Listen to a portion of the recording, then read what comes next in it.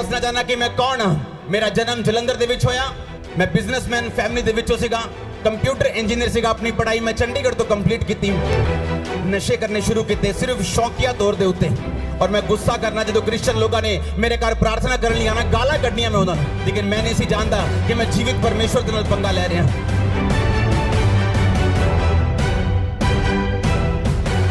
ਤੋਂ ਬਾਅਦ ਇੱਕ ਕੁੱਤੇ ਨੇ ਮੈਨੂੰ ਕੱਟਿਆ ਔਰ ਮੈਂ ਮੈਂਟਲੀ ਅਪਸੈਟ ਹੋ ਗਿਆ। ਪਰਮੇਸ਼ਰ ਦੇ ਘਰ ਦੇ ਵਿੱਚ ਗਿਆ, ਬਿਮਾਰੀਆਂ ਗਈਆਂ, ਸ਼ਰਾਬ ਗਏ, ਨਸ਼ੇ ਗਏ। ਪਰਮੇਸ਼ਰ ਨੇ ਮੈਨੂੰ ਆਜ਼ਾਦ ਕੀਤਾ ਔਰ ਉਸੇ ਆਜ਼ਾਦੀ ਦੀ ਗਵਾਹੀ ਦੇਣ ਦੇ ਲਈ ਅੱਜ ਦੇ ਵਿੱਚ ਮੌਜੂਦ ਹਾਂ। हालेलुया। जोर से हालेलुया बोलो, जोर से।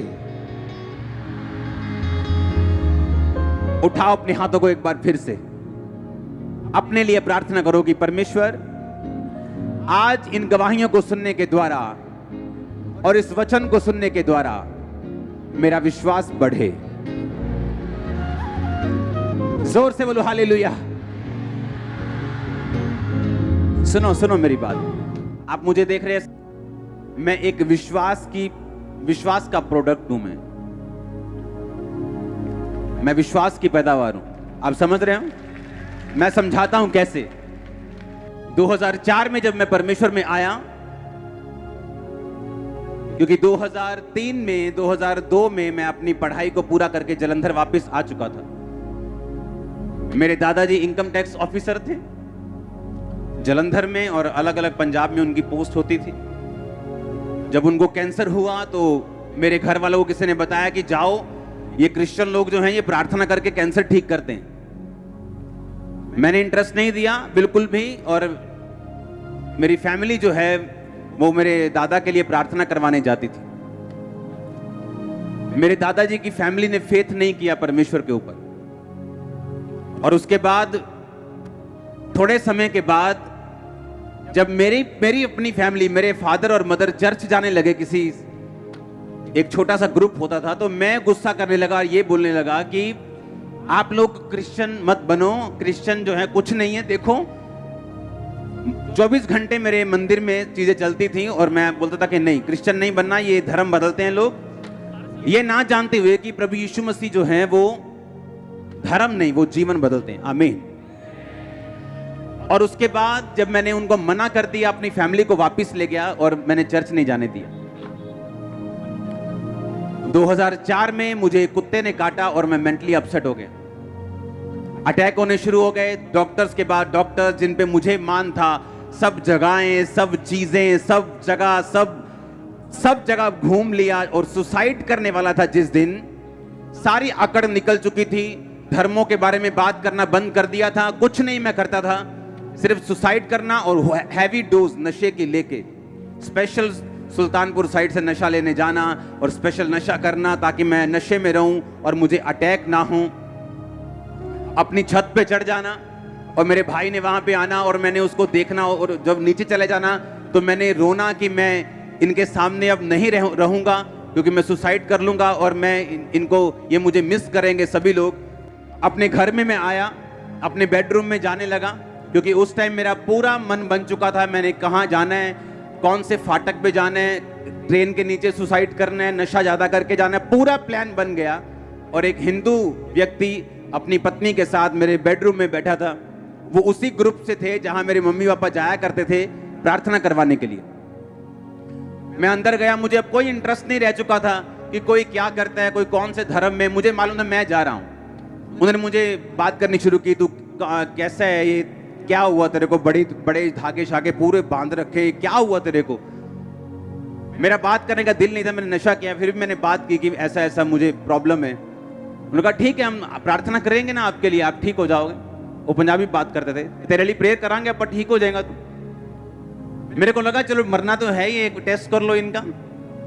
आप इमेजिन करो, रात के 8 बजे बाइक पर, मेरे पास बाइक होता था पैशन, रात को 8 बजे बाइक पर नशा करके मैं उनका घर देखने गया जहां वो चर्च लगाते थे, और नशा किया हुआ अंदर में गया और मेरे सिर पर हाथ रख के प्रार्थना हुई।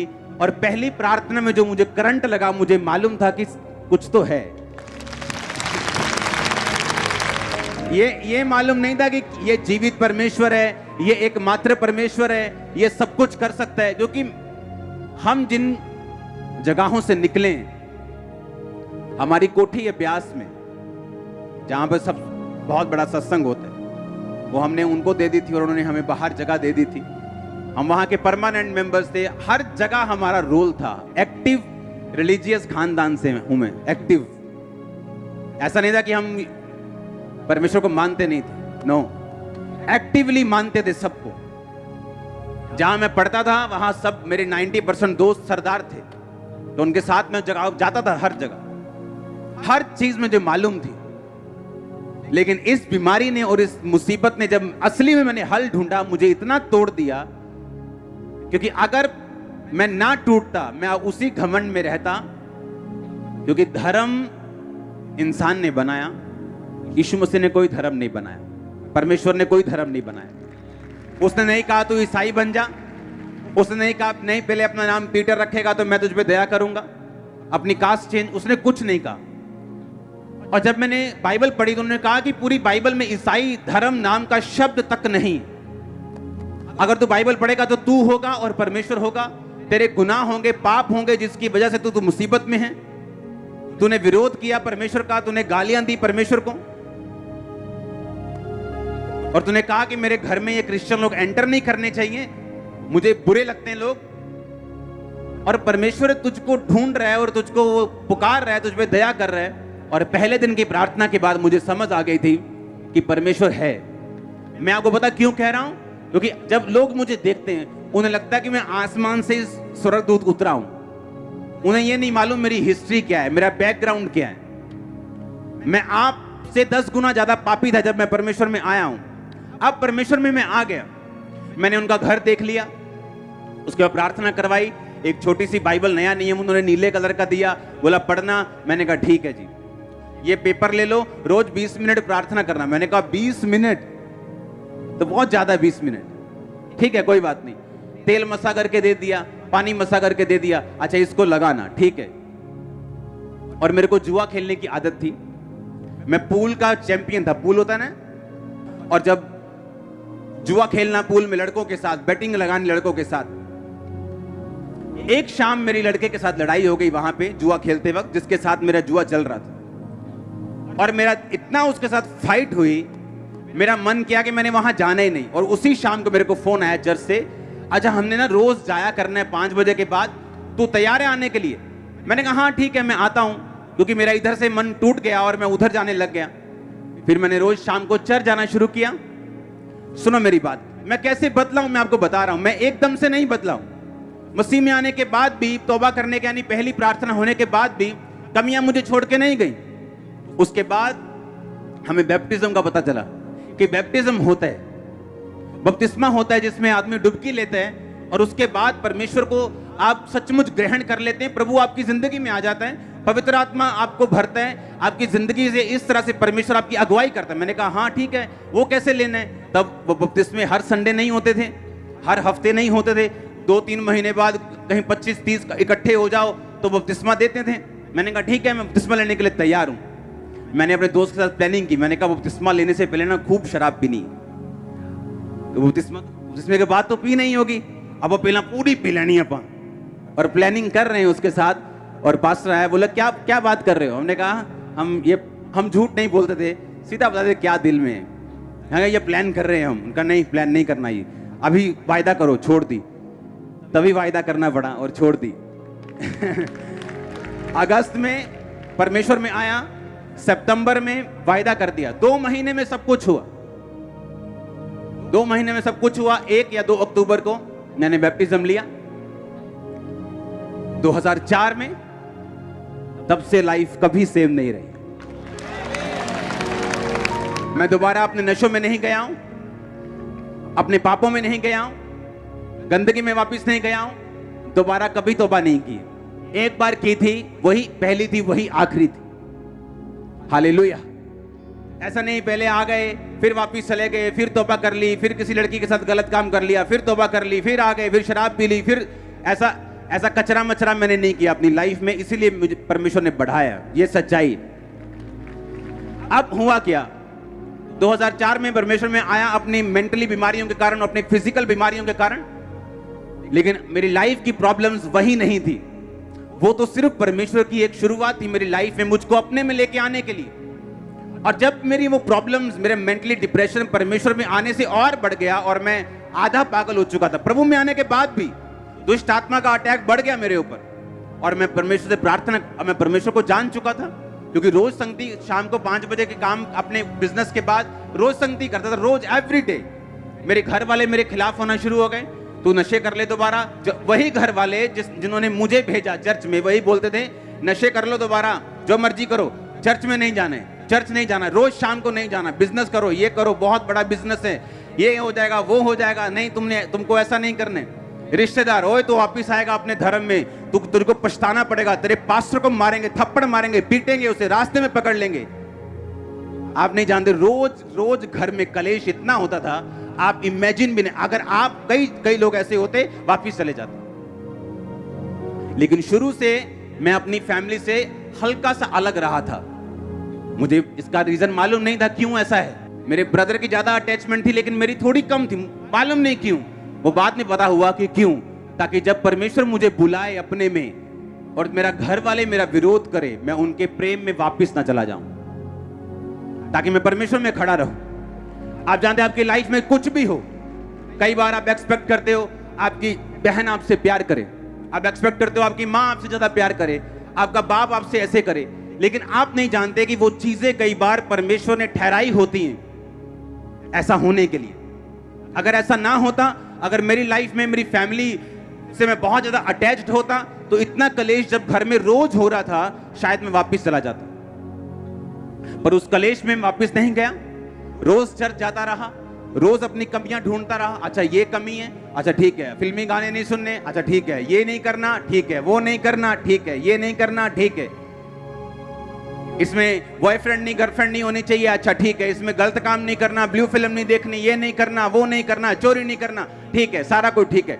अच्छा, जैसे जैसे मालूम होता गया वैसे वैसे मानता गया। बैप्टिज्म लिया, आई थिंक 3 महीने बाद ही बैप्टिज्म लेने के ले हैंड मैंने शुरू कर दिया था लोगों के ऊपर, लोगों पे प्रार्थना करनी मैंने शुरू कर दी थी। एक दिन एक अधरंगी आता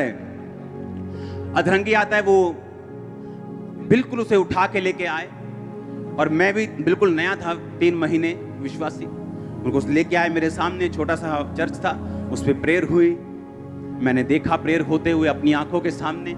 अगले दिन वो वापस आया, बोल रहा था, चल रहा था, कंप्लीट पूरा नहीं लेकिन चल रहा था। कल से जमीन आसमान का फर्क था एक दिन में।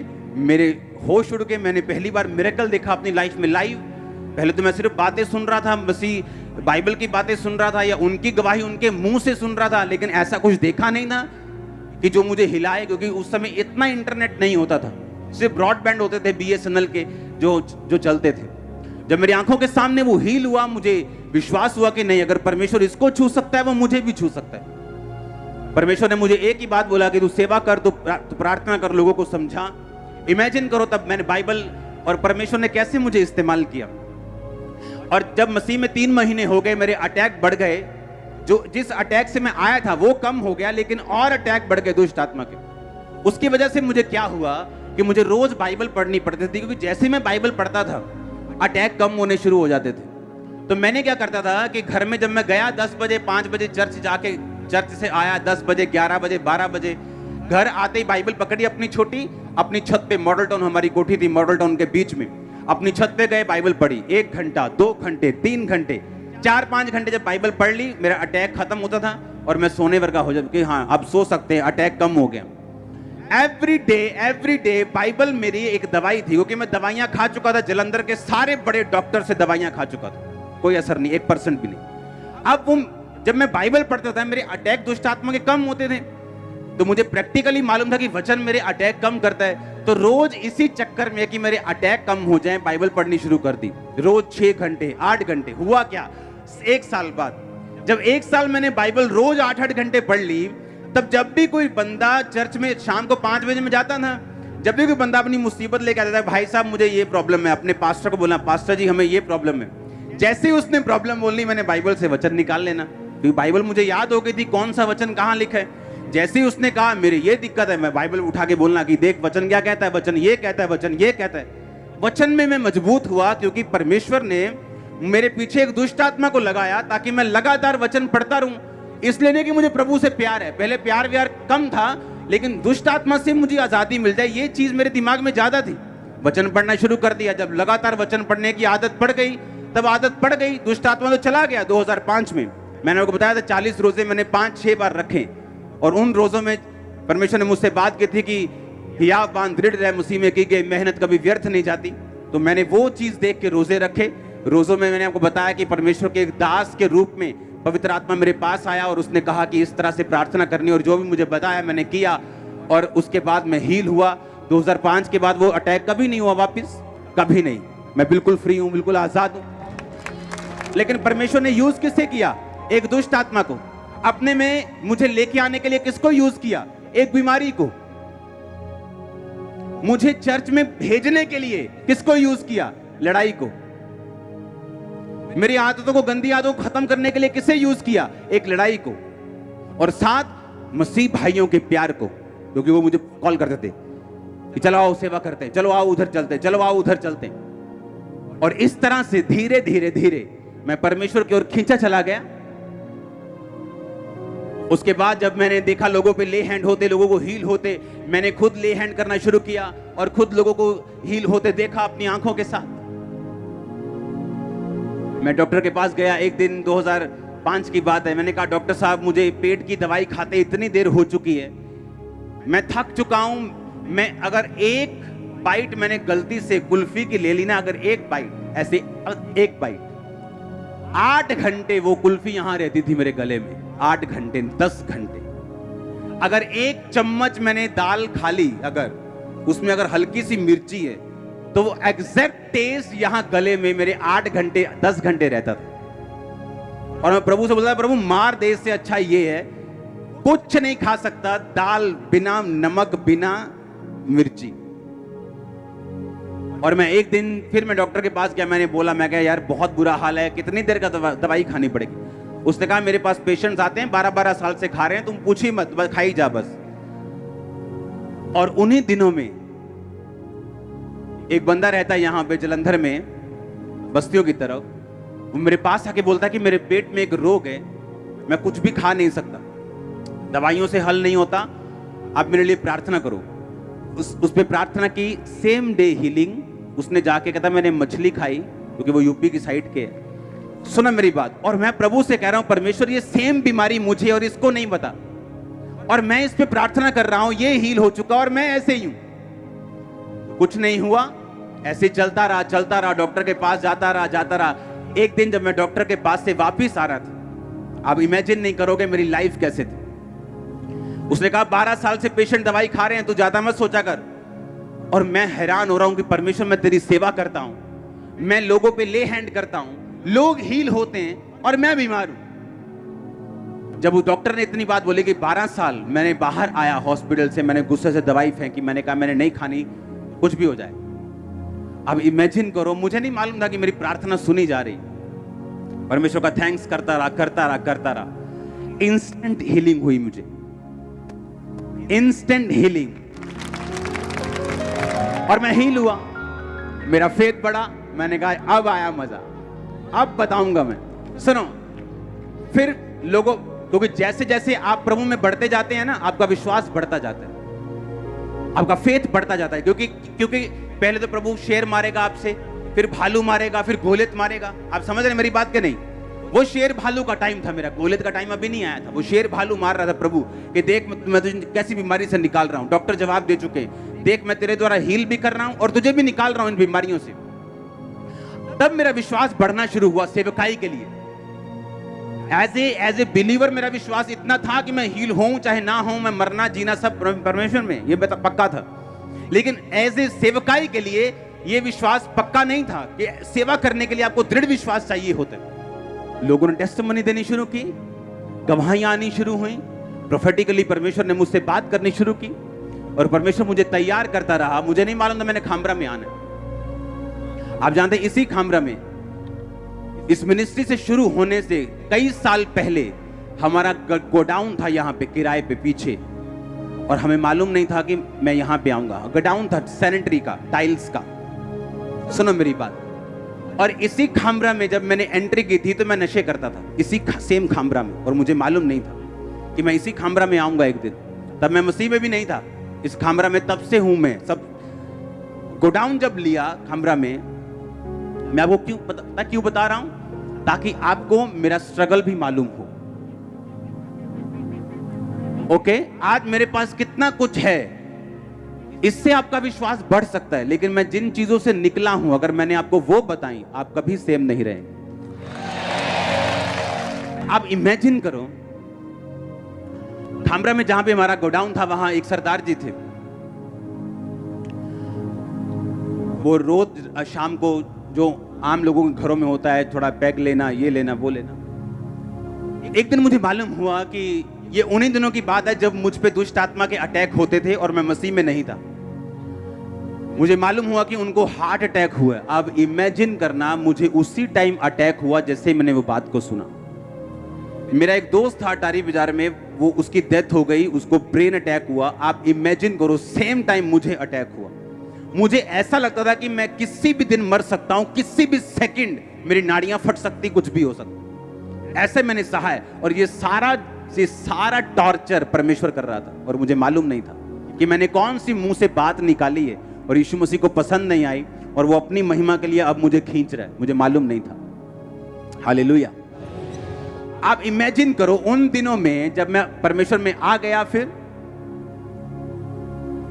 मैंने बीमारियों से शिफा ले ली, कुछ बीमारियों से आजादी मिल गई, नशों से आजादी मिल गई, रोगों से आजादी मिल गई, बिजनेस बढ़ने लग गया, क्योंकि उस समय अपने बिजनेस से मैं परमेश्वर के काम करता था, कोई ऑफरिंग नहीं, कोई कुछ नहीं।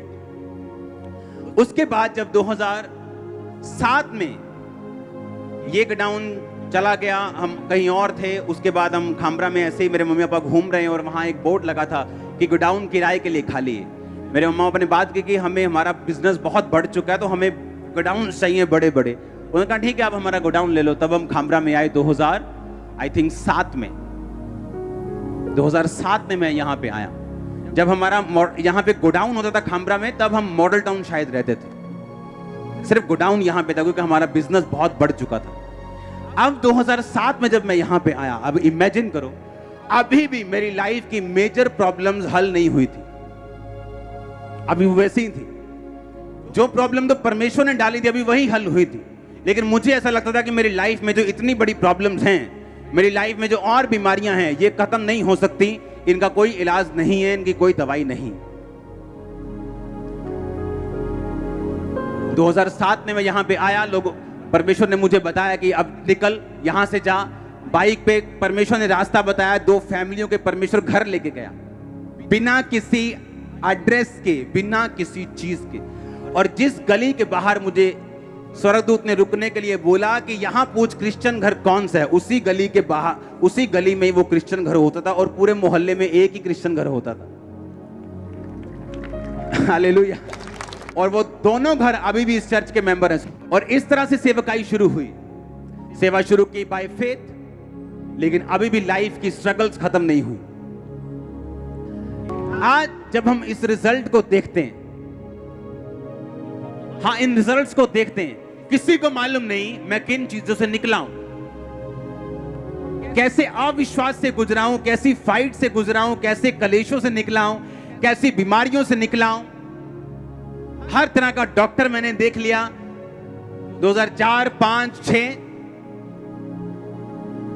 अब इमेजिन करो, आज जब लोग टेस्टिमनीज को सुनते हैं, उनको लगता है कि वो आज का अंकुर देखते जो आज खड़ा है, उन्हें कल वाला मालूम नहीं है वो बना कैसे। वो ऐसी फाइट थी मैं प्रभु को बोलूंगा कि दोबारा कर सकता है, मैं बोलूंगा नहीं, मैं दोबारा नहीं कर सकता। वो फाइट ऐसी थी, लेकिन बाइबल कहती तूने जो मुझसे प्यार किया मैं तुझे छुड़ाऊंगा। सालों साल मैं गया हूं हुजूरी में, सालों साल प्रार्थना की, तब भी कहीं उत्तर नहीं मिले। तो क्या किया? कुछ नहीं किया, सेवा बढ़ाई, काम बढ़ाया, और प्रभु ने उत्तर दिए। आज मेरी लाइफ में एक भी मसला नहीं है ऐसा जो अड़ा हो। आज सारे मसले हल है, और इसीलिए मैं आपके हल कर पाता हूं। मैंने देखा आपके इस लाइफ में, इस जर्नी में, कि परमेश्वर से प्यार करना बहुत इंपॉर्टेंट है। अविश्वास में भी खड़े रहना बहुत इंपॉर्टेंट है। और जो लोग जल्दी में होते हैं, जल्दी साल हो गया, 1.5 हो गया, 2 हो गया, मैंने देखा वो शैतान उनसे बहुत फाइट करता है। जब शैतान ये देख लेता है कि आपकी ये आशीष अगर लेट हो जाए, वो आपके विश्वास को हिला सकता है, तो वो परमेश्वर से आज्ञा मांग लेता है कि क्या मैं इसकी ये बरकत रोक लूं, क्योंकि अगर ये बरकत इसकी मैंने रोक ली तो तुझे मानेगा नहीं। पहले ऐसा लगता था कि मैं इंच करके बढ़ रहा हूं, ऐसे रेंग के ऐसा लगता है पीछे किसी ने बड़ा सा लोहे का कोई लटका दिया, और मैं एक इंच के लिए मुझे ऐसा लगता है जोर लगाना पड़ रहा है अपनी लाइफ के लिए। पर याद रखो, परमेश्वर में की गई मेहनत कभी व्यर्थ नहीं जाती। अगर वो पहले आपको संघर्ष ज्यादा दे रहा है, बाद में रिजल्ट भी आपका ज्यादा होगा। आप पहले प्रार्थना और उपवास में ज्यादा हैं, बाद में रिजल्ट भी ज्यादा होगा। आपने ज्यादा दुखों को सहा है, ज्यादा सुख भी आपके पास होंगे। ज्यादा सताव आपने सहा है, आपकी टेस्टिमनी बड़ी होगी। जो कुछ भी आप परमेश्वर को दे देंगे वो कभी व्यर्थ नहीं होगा। वो मेहनत चाहे बोने में हो, प्रार्थना में हो, फास्टिंग में हो, विश्वास में हो, वो व्यर्थ नहीं जाएगी। हालेलुया। इस तरह से परमेश्वर ने मुझे बढ़ाया, टेस्टिमनीज को सुना, बाइबल को पढ़ा, अपनी लाइफ में एक्सपीरियंस किया, और फिर आपकी लाइफ से एक्सपीरियंस किया कि वो कुछ भी कर सकता है। आमीन। उसके लिए कुछ भी पॉसिबल है।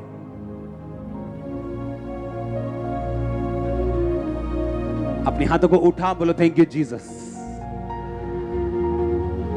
फिर से बोलो ऊंची आवाज में, थैंक यू जीसस।